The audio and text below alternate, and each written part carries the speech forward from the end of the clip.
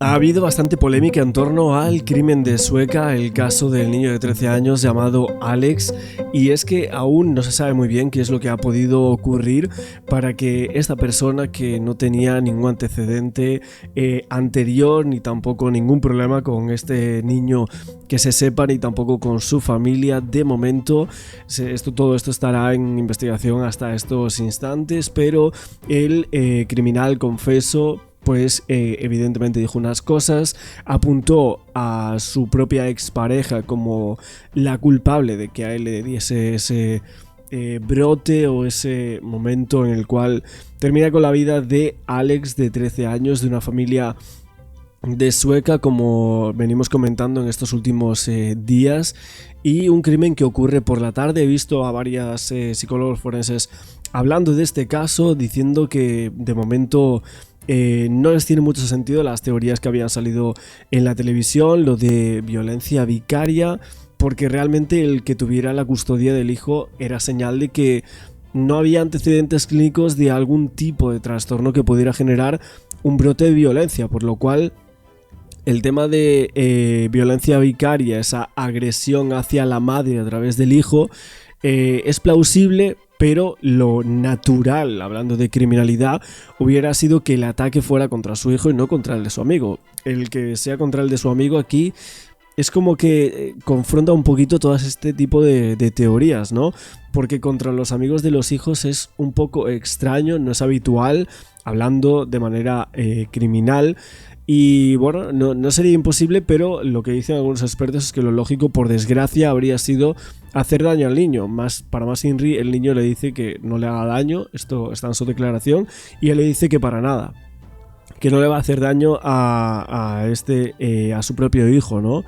Así que estamos en este punto en el cual por el momento no se han detallado muchos más detalles en cuanto a este caso, y esto es un poco lo raro aquí. Ni siquiera en televisión se ha vuelto a hablar, o personas que sepan un poquito más. Y bueno, como siempre, nuestros comentarios de estos vídeos están abiertos para todo tipo de teorías. Ayer comentamos una de ellas y en este día pues espero ir leyendo también a vosotros mientras vamos viendo algunos programas que parece que se han formado un poquito de polémica por aquí, como en este programa de Hoy en Día. Vamos a verlo. Bueno, el caso de Alex, este niño de 13 años que murió presuntamente asesinado a manos del padre de su amigo, nos sobrecoge a todos. Este programa ha tenido acceso al informe de la autopsia preliminar. Ignacio Cavares, periodista de Las Provincias. Ignacio, buenos días. Buenos días, Toñi, ¿qué tal? Ahora nos cuentas la última hora. Con los papeles que tenemos encima de la mesa podemos hablar de una agresión brutal, ensañamiento. Solo Ana nos va a contar los datos de esa autopsia. Solo os diré una cosa, reventó el bate de béisbol, lo hizo añicos, lo dejó roto. Roto por completo de los golpes, Toñi. Extremadamente cruel. Así se puede calificar el asesinato del pequeño Alex, que murió con tan solo 13 años presuntamente a manos del padre de su amigo con el que había ido a jugar a la Play. Es que esto es tremendo. Deducimos esto del informe preliminar de la autopsia, que dice lo siguiente. Dice que el pequeño recibió hasta 20 cuchilladas y, atención, una de ellas le partió el esternón y le llegó directamente al corazón. Pero es que antes de estas cuchilladas recibió hasta 30 golpes con un bate de béisbol. Lo ha dicho Toñi, ese bate en la escena de los hechos del crimen aparece roto. Hay astillas, de hecho, de ese bate. Bueno, me parece extraño que por un lado digan que con el bate de béisbol no se golpeó a la víctima. En muchísimos medios de comunicación se habría dicho esto, mientras que aquí en otros se dice que sí, que ese bate también se utilizó para estos hechos tan macabros, y que evidentemente ensañamiento, pues sí parece que lo hay. Es que vamos a hablar un crimen premeditado y de una manera totalmente desproporcionada en cuanto a la altura y anchura de víctima y verdugo, y aún por encima indefensión total. Ensañamiento, pues sí parece que lo hay, sinceramente, vamos a hablar claro, ¿no? Que pidió auxilio también esos son los gritos que decía que el niño de este señor que supuestamente comete los hechos, pues habría escuchado y habría acudido, ¿no?, a ver qué es lo que estaba pasando ahí. Lo que da una muestra de la dureza que emprendió el presunto agresor. Además, también ahora ha trascendido que el pequeño pidió auxilio a su amigo, gritó en algún momento su nombre pidiendo su ayuda, lo que hace pensar que ni la primera cuchillada ni el primer golpe con ese bate de béisbol acaban con su vida, con lo cual se prolongó de forma innecesaria su agonía. Podemos estar hablando de un crimen en el que hubo ensañamiento. Ahora vemos en nuestra siguiente pantalla los indicios que recoge en el auto de prisión que escribe el juez para mandar a Juanfran a la cárcel. Habla de una serie de indicios sólidos y firmes para pensar que él es el autor de este macabro crimen. Entre ellos, por supuesto, su confesión. Eso lo primero. Acudió al cuartel de la Guardia Civil diciendo: soy yo el que he matado a este niño. Pero es que además tenía restos de sangre e incluso cortes en las manos. Además, según la autopsia, se sabe que el cuerpo, digamos, a la fuerza, digamos, que se ejerció para acabar con la vida de Alex es compatible con la corpulencia que presenta el presunto agresor, un hombre de 48 años. Y por supuesto también el principal indicio que lo acorrala es la declaración de su propio hijo, que asegura que su padre, después de presuntamente cometer el crimen, dijo frases del tipo: ¿cómo he podido hacer esto? Yo no soy así. Es tu madre la que ha conseguido que yo me vuelva loco. ¿Cuánto daño me ha hecho esa mujer? Por eso, para el juez parece claro que el móvil es, y así lo dice, la relación altamente conflictiva que mantenía con su expareja y madre de sus hijos, a la que quiso responsabilizar de alguna manera del macabro crimen que había cometido. Bueno, todos nos hacemos una pregunta, Ignacio, ¿y qué tiene que ver, pobre niño, ¿no? Que le ocurrió a él porque esa tarde fue a ver a su amigo? O sea, no lo hizo con su hijo para hacerle daño a la madre, lo hizo con el hijo de otra persona que no tenía nada que ver. No, es que fue Alex la víctima como podía haber sido cualquier otro niño que entrara en la casa esa tarde. Él a sus hijos no les quería hacer daño, él quería, pues eso, fue una explosión de violencia muy cruel, como detalla tanto el informe preliminar de autopsia como en el auto de ingreso en prisión que acordó el juez de Sueca. Y hay, pues eso, estábamos hablando de ensañamiento. Sí que es cierto que se escuchan gritos, que pide auxilio. Lo que pasa es que para que se produzca, se acuerde o se aprecie esa agravante de ensañamiento, también se tiene que demostrar que él actuó de forma deliberada para causar un dolor añadido a su víctima. Entonces, ese aspecto subjetivo puede ser el que luego no se establece. No entiendo, es que me estás diciendo. Es que Ignacio...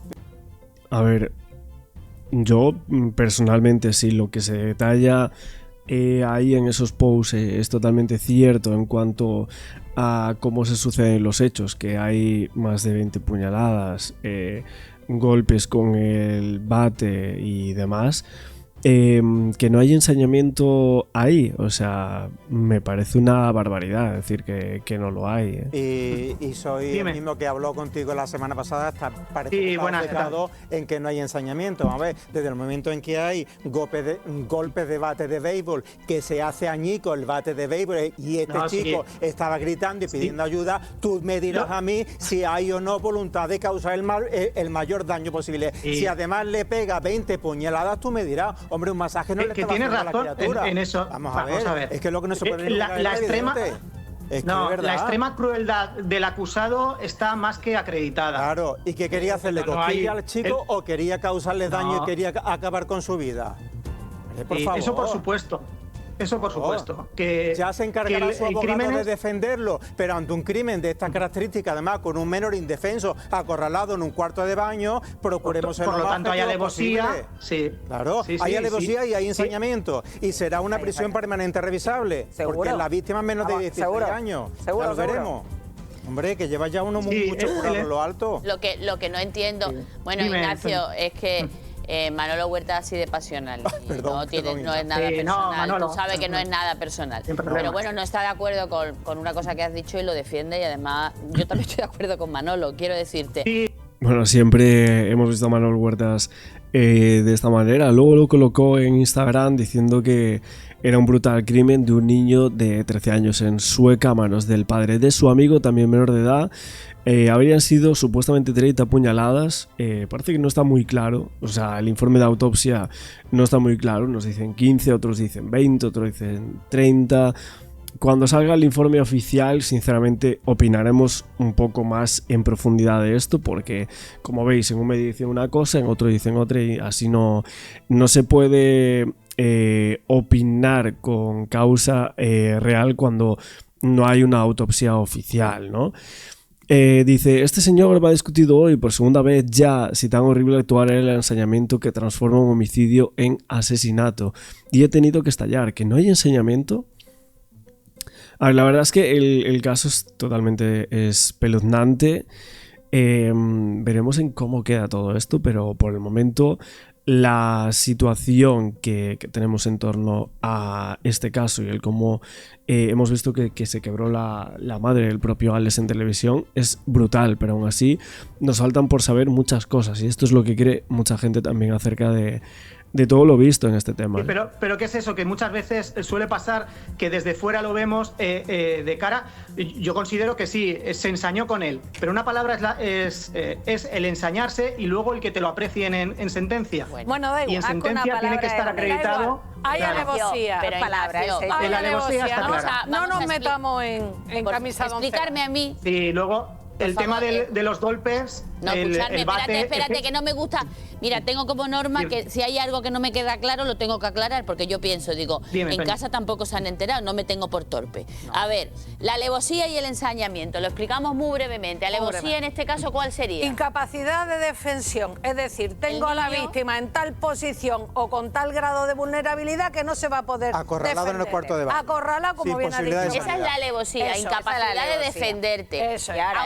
Aunque no hubiera sido en un cuarto de baño, hubiera sido en el salón, estamos hablando de un señor de una corpulencia muy grande, que lo estamos viendo ahí en toda la foto, y un niño de 13 años. Un señor además armado con un bate y con un cuchillo. Y segundo, la alevosía está clara, la mires por donde la mires. No es un homicidio simple en el que yo estoy ahora mismo obcecado y te lanzo una cuchillada. Aquí estamos hablando de bate de béisbol hasta que lo hago añico y de 20 puñaladas. Entonces, ¿qué necesidad había de darle 20, ¿vale? Ensañamiento, más claro que el agua. Y además, claro, es que como de si tú quieres acabar con su vida simple y llanamente sin causar ese daño adicional, le raja el cuello. Le rajas el cuello. Y ahora quería una nota más, para que no quede libre el fleco de me volví loco. Tuve una explosión de violencia, como si fuera un elemento incapacitante. Señores, usted lo ha dicho, Ignacio. Por no hacerle daño a sus hijos, se lo hizo al otro. Es decir, discriminó en el momento de la agresión. Luego ahí ya no hay locura. Sí, tuvo esa capacidad. Yo no estoy en ningún momento exculpándolo, ni mucho menos. Correcto. Y pillarlo en el baño. Escúchame, que estamos exponiendo cada uno nuestra opinión. Que Ignacio nos está haciendo el favor de entrar por teléfono. No, si yo le hablo a Ignacio. Hombre, que no va a entrar más y me da mi algo. A ver, Ignacio, que yo no estoy yendo en contra de tu opinión para nada. Sí, al contrario, me estoy apoyando en tu testimonio. Pero hay un debate gratificante y en el que todos aprendemos. ¿Podemos dejar hablar a Ignacio, por favor? Gracias. Ignacio. Será muy importante eso, los informes psiquiátricos de la Unidad de Psiquiatría del Instituto de Medicina Legal de Valencia. Ahí le harán exploraciones y veremos si esta persona tenía en ese momento afectadas sus facultades. Yo en ningún momento estoy opinando si las tenía o no las tenía. Sí que es un hecho que denota eso, una explosión de violencia en un momento puntual, pero sí que él luego hace gestiones y muestra unas actitudes que no son de un trastorno transitorio. Por ejemplo, el hecho de llevar al chiquillo a casa de sus abuelos, de asegurarse que está bien. Claro, sí. Nada más cometer los hechos, él enseguida. Es que parece totalmente racional todos los hechos, todas las gestiones que luego hace este señor, ¿no? Se va a entregar, confiesa absolutamente todo, no le hace nada a su hijo, lo lleva con sus abuelos.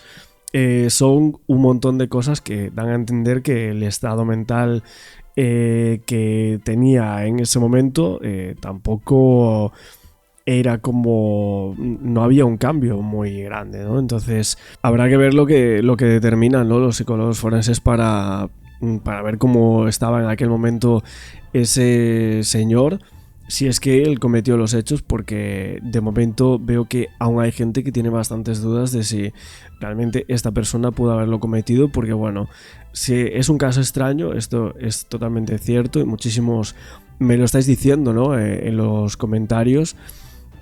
Y por ejemplo, a ver, hay personas que me decís que la teoría que más os convence es la que dice que Alex le contaba a su madre cosas de este señor, cosas muy malas que después la madre de Alex le contaba a la exmujer de Juanfran, que es por esto que Juanfran culparía a su exmujer de todo lo que él ha hecho. Es otra teoría, evidentemente. Aquí lo que se dice es que la madre de Alex no conocía absolutamente nada al padre, pero es verdad que hubo una persona que me dijo que era de Sueca y que la madre de Alex no era amiga de la exmujer de este señor llamado Juanfran. Esto es lo que alguna gente me dijo en comentarios. Entonces, si realmente esto es cierto, esta teoría pues parece que se invalidaría por completo, ¿no? Si lo tomamos de esa forma. Ida hace referencias a su exmujer. Mira dónde me ha llevado tu madre, me ha vuelto loco. Entonces eso demuestra que en ese momento era consciente de sus actos. Incluso horas antes, cuando le dice a su hijo, le advierte, no traigas a nadie a casa esta tarde, que parece que yo no estoy muy bien. Hombre, un brote de locura no dura todas esas horas, ¿no? Aquí será muy importante el testimonio del hijo cuando ya se reponga de esta situación, etcétera. Evitemos que se revictimice luego a través del procedimiento, que diga qué ocurrió en los momentos previos para que este hombre reaccionara de esa forma. A mí me parece, bueno, se suponía que estaba viendo un partido tomándose una litrona. O sea, estaba tranquilamente en el salón, no había recibido ninguna noticia que lo alterase, los niños estaban arriba con el ordenador, es que no hubo ningún detonante. Si no hay ningún detonante y la escena del crimen es esa, ahí tiene que haber algo que se nos escapa de momento, porque nadie coge un bate de béisbol y coge un cuchillo, le mete esa paliza a un niño hasta acabar con su vida. A mí me parece lo que en criminología se llama una violencia expresiva. Con esa violencia, con esa hazaña, con esa maldad, algo tiene que haber detrás. Hay ganas de venganza. Que al final, cuando hablamos de ensañamiento, hablamos de motivación también, en muchas ocasiones.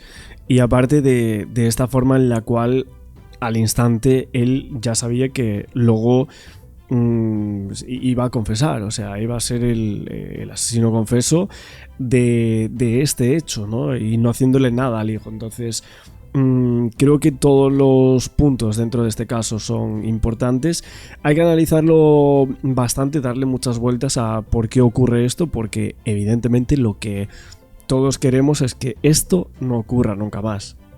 Y ojalá no vuelva a ocurrir un hecho así, tan trágico, tan fuerte, y que un niño de 13 años tenga que pasar por algo así. Da igual que hubiese habido una pelea entre los niños, son niños de 13 años y evidentemente sabemos que van a tener peleas y obviamente queremos saber todo lo que ha pasado aquí, todo lo que ha ocurrido, y parece que hay gente que por el momento no quiere dar la cara o no quiere decir, bajo mi punto de vista, todo lo que sabe de este hecho. Esto es la sensación que da un poco desde fuera. Dicen que este niño, pues al ser hijo de una madre amiga de la madre, podía ser un mensajero de lo que ocurría en esa casa. Un castigo a esa madre que es amiga íntima de su exmujer y le hacía llegar toda la información en principio, que se veía. Sí, no es que se dirija contra ese niño, como hemos comentado, contra Alex, porque su madre sea amiga íntima de su exmujer. En verdad, la relación que tenían era una relación normal, dentro del, se comunicaban a través del WhatsApp de madres y padres del colegio, o sea, no tenían una relación especial. No, yo lo digo porque luego, el niño fuera testigo de lo que ocurría en esa casa. Es decir, si ese padre pues tenía conductas de castigo físico con sus hijos, por poner un ejemplo, que esto es una hipótesis, y ese niño era testigo y luego lo contaba afuera, pues toda esa repercusión quizás hizo que tuviera esa inquina contra ese niño, ¿no? Por ser un chivato. Hombre, a ver, violento era que estaba en Biogen, había estado en Biogen, Que eso también es muy importante saber. ¿Cómo ese hombre tiene la custodia? Un poquito maltratador ya de su no lo contó Ignacio, ¿verdad? La denuncia se presentó en 2022, si no recuerdo mal. Y él quedó absuelto. Entonces, ya, pero es que claro, eso, sí. Como todos y luego, sabemos, puede ser justo una semana de antes, por eso sí que hay una serie de indicadores previos que llevan a ese momento. Una semana antes de los hechos, él tuvo la vista por el tema de la custodia de los chiquillos, donde se le concede la custodia del mayor. Él no quería tampoco separarlos, él quería que los dos chiquillos estuvieran juntos. Previamente a eso también le deja su abogado renuncia a él, que son cuestiones que no tendrían importancia, pero que él las declara delante del juez. O sea que para él, para su cabeza, sí que tenían importancia. Luego había faltado también un familiar esa misma semana. Pues son hechos que se van añadiendo y que llevaron a este hombre, y sin ningún momento justificarlo, a este punto concreto en el que... No sé, pero son cosas como que nada tienen que ver con el crimen, ¿no? O sea, para ir suponiendo, para ir diciendo no sé, es que el padre de Alex pues me amenazó o estuvo como testigo en contra mía a favor de la madre de mi hijo. No sé, que hubiese algún tipo de detonante o algún tipo de algo, ¿no? De amenaza por parte de la familia de Alex, de algún primo, de este chico mismo, ¿no? Y ahí mucha gente derivó a la teoría que comenté yo en el día de ayer, ¿no? De que pensabais que era un egoísmo, ¿no? Cruel, que se mencionaba aquí, alguien trastornado por ese trauma de su divorcio, que no...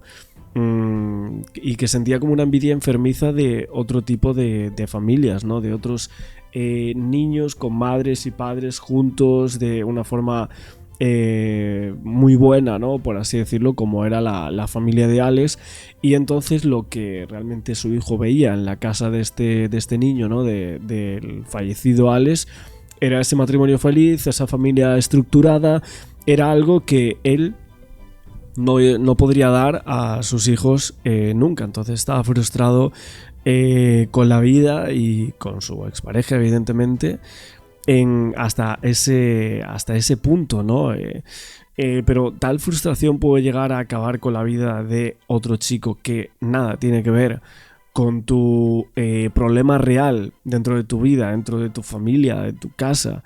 Tienes que asestar 20 puñaladas y darle con un bate de béisbol hasta que se rompa a ese niño de 13 años. Es que resulta algo totalmente increíble, ¿no? Sinceramente, de entender este caso. Coge un bate de béisbol y un cuchillo y acaba con la vida tan salvajemente del amigo de su hijo. Y con 30 puñaladas en un cuerpo de un niño de 13 años. Ignacio, muy agradecida, ¿eh? Porque aguantes a todos estos. Gracias. Es que ya tengo y sobre todo claro.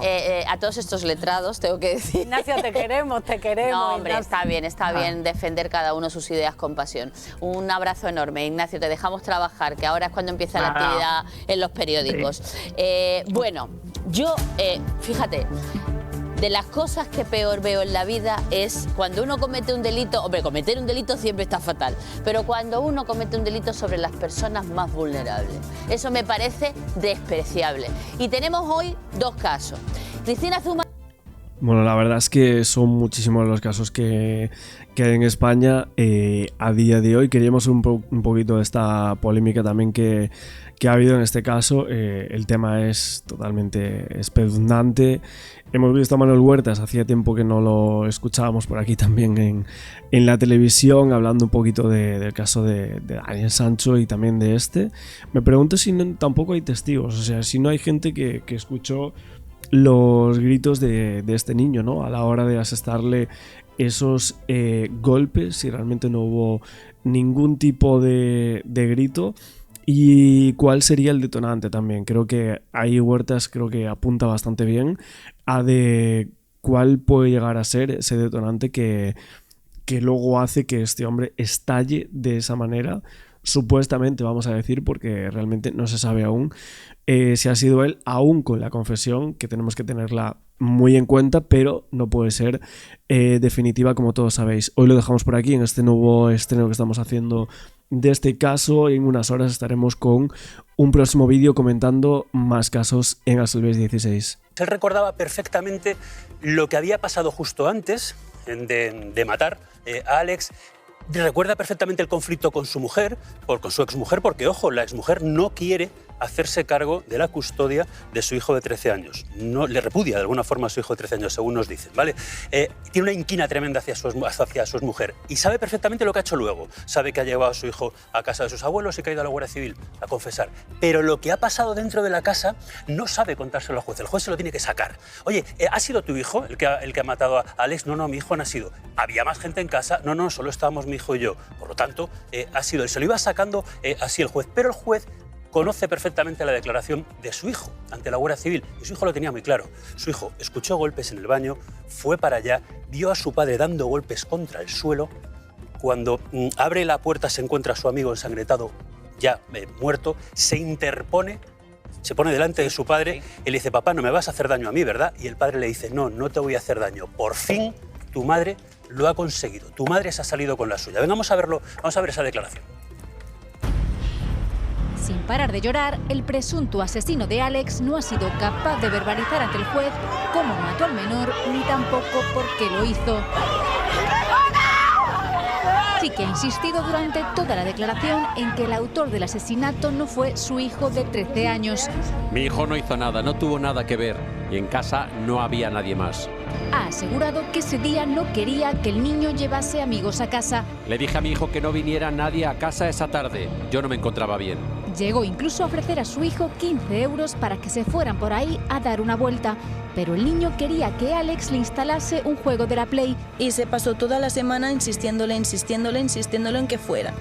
Hasta que mi primo y su mujer, pues el sábado en la tarde, lo dejaron en casa de este chiquillo. Lo que sucedió después se lo ha contado a la Guardia Civil el hijo del asesino confeso.